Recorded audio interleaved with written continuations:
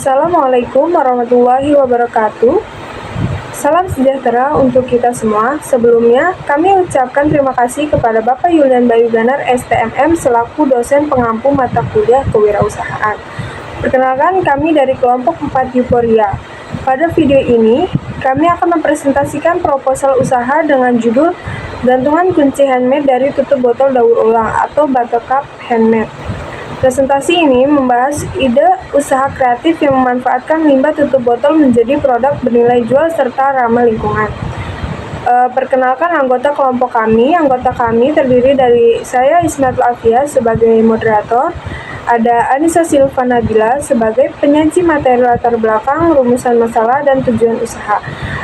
Ada Risma Aulia sebagai penyaji manfaat usaha, gambaran usaha, dan target pasar. Terakhir ada Tia Anggun Cahyani sebagai penyaji strategi pemasaran, proses produksi, dan aspek keuangan.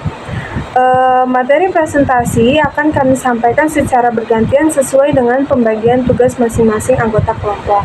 Untuk mempersingkat waktu, langsung saja kami mulai presentasinya.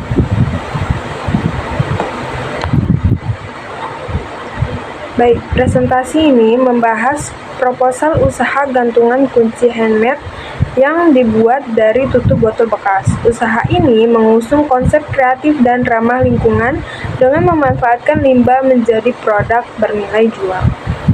Kita masuk ke latar belakang. Poin-poin utama dari latar belakang adalah: 1. Permasalahan limbah tutup botol, 2. Peluang usaha kreatif, dan 3. Produk ramah lingkungan. Seiring juga meningkatnya konsumen minuman kemasan, jumlah limbah tutup botol juga semakin bertambah. Tutup botol seringkali dibuang begitu saja dan sulit terurai. Padahal, jika dimanfaatkan dengan baik, tutup botol dapat diolah menjadi produk kerajinan yang memiliki nilai ekonomis. Oleh karena itu, usaha gantungan kunci handmade dari tutup botol dipilih sebagai solusi kreatif untuk mengurangi limbah sekaligus membuka peluang usaha. Kita masuk ke bagian rumusan masalah. Poin-poin utama dari rumusan masalah ini adalah pemanfaatan limbah, proses produksi, dan peluang pasar. Berdasarkan latar belakang tersebut, terdapat beberapa permasalahan yang ingin dijawab melalui usaha ini, yaitu bagaimana sih cara kita mengolah tutup botol bekas itu menjadi produk gantungan kunci yang layak dijual, bagaimana juga proses produksinya, serta bagaimana peluang pasar dan strategi pemasaran yang tepat agar produk dapat diterima oleh konsumen. Itu semua antara akan dibahas oleh teman-teman saya selanjutnya. Dan satu lagi, saya akan bahas bagian tujuan usaha. Poin-poin utama dari tujuan usaha ini, nilai ekonomis, kreativitas produk, dan peluang usaha lagi. Penjelasannya, tujuan utama dari usaha ini adalah mengolah limbah tutup botol menjadi produk yang memiliki nilai ekonomis. Selain itu, usaha ini juga bertujuan menghasilkan gantungan kunci yang kreatif dan unik, serta membuka peluang usaha dengan modal yang relatif kecil. Dan semua yang tadi saya sebutkan, saya bilang itu bakal dijelaskan oleh teman-teman saya berikutnya setelah video saya. Baik, lanjut ke slide berikutnya, yaitu ada slide kelima, manfaat usaha. Poin utama, manfaat ekonomi, manfaat lingkungan, manfaat sosial. Penjelasannya, manfaat ekonomi dari usaha ini adalah menambah pendapatan dan membuka peluang usaha. Dari sisi lingkungan, usaha ini membantu mengurangi limbah tutup botol. Sementara itu, manfaat sosialnya adalah meningkatkan kesadaran masyarakat tentang pentingnya daur ulang dan kreativitas. Baik, ke slide berikutnya, yaitu ke slide 6, gambaran umum usaha. Poin utamanya, nama usaha, jenis usaha, produk. Penjelasannya, usaha ini bernama Bottle Cap Handmade dan bergerak di bidang kerajinan tangan. Produk utama yang dihasilkan adalah gantungan kunci handmade dari tutup botol yang dibuat dengan berbagai desain menarik, baik untuk penggunaan pribadi maupun sebagai souvenir acara. Baik, lanjut ke slide berikutnya, yaitu ke slide 7, ada target pasar.